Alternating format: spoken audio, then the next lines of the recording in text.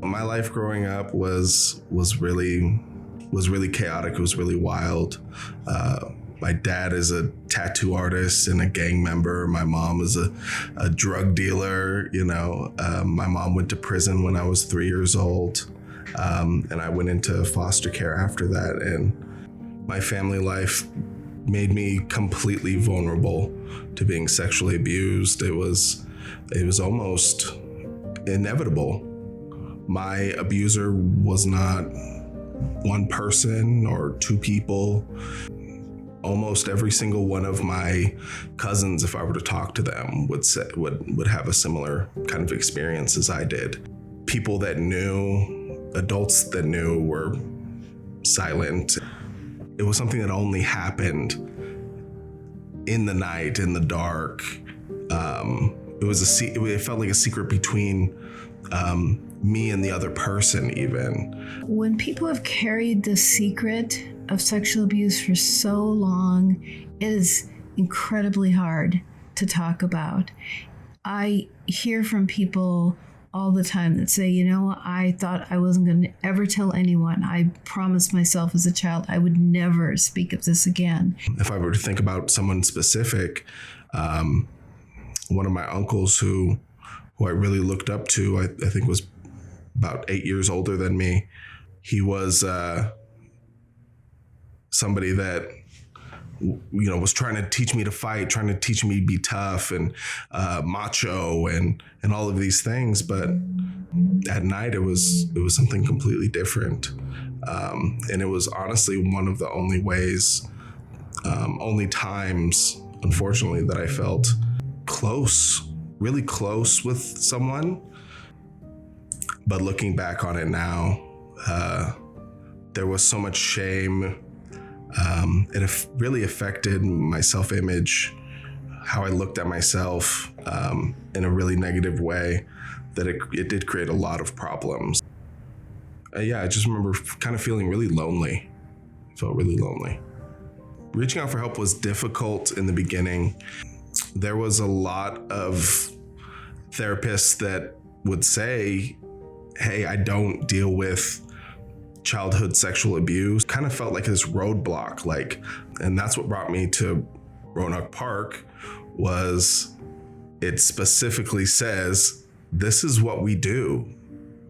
The challenges of being in a relationship get to be so much, it really interferes. The effects of the abuse can interfere with their life, and then they say, I need help, and they reach out for help. I became aware that Johnny had been abused maybe around 5 or 6 months into our relationship.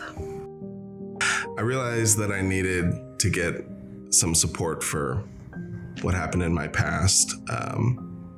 Right around the time that I knew I was going to become a father, I felt this responsibility to kind of become a full person. For survivors beginning therapy, I think I want them to know that it's a journey, and every single healing process is unique and different. And that may be really, really hard to hear. And it may be really hard in the beginning because it feels like it's going to be a long road. But it is going to start to feel better with every step you take on that road. I've been in therapy for around 3 years. I've done individual therapy. I've done group therapy. What I've realized about myself since I started therapy at RPC is that actually my story is more of a triumph than anything. It's not a tragedy. It's something that I've overcome, and through processing it, through forgiving myself, through forgiving some of the parties, and being able to tell people, tell my family members, my wife, my mother, what happened, and then getting that understanding, that sympathy back, was so healing, I actually feel like I'm able to get closer to them. I've noticed that he just has a more peaceful presence. He seems less restless. He seems more focused on his own goals. My life as an adult is really great. I have a wonderful family. I have a job that I love. I have 2 beautiful kids.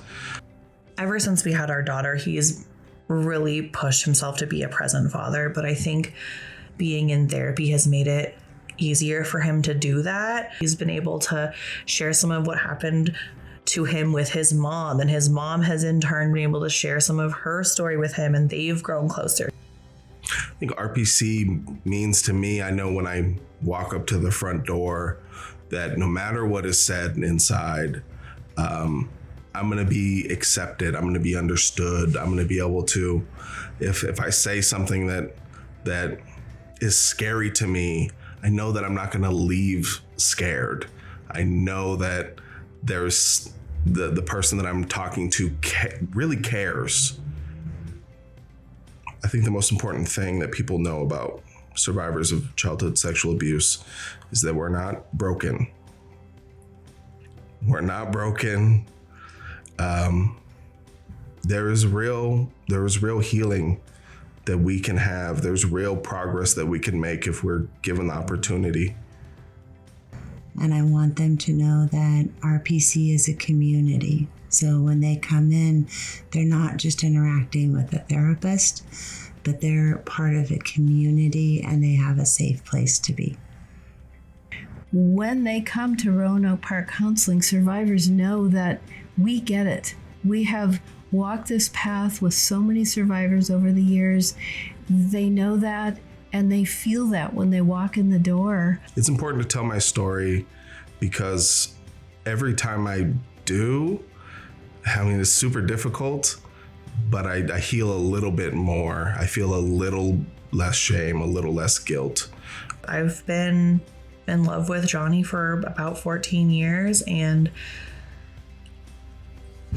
ever since he started coming to therapy, the love that we share has evolved and grown and become different and better and stronger. And I think it's important to just kind of stand by what has happened in my life and say, I made it through that. And I came through the other side and been able to find some peace.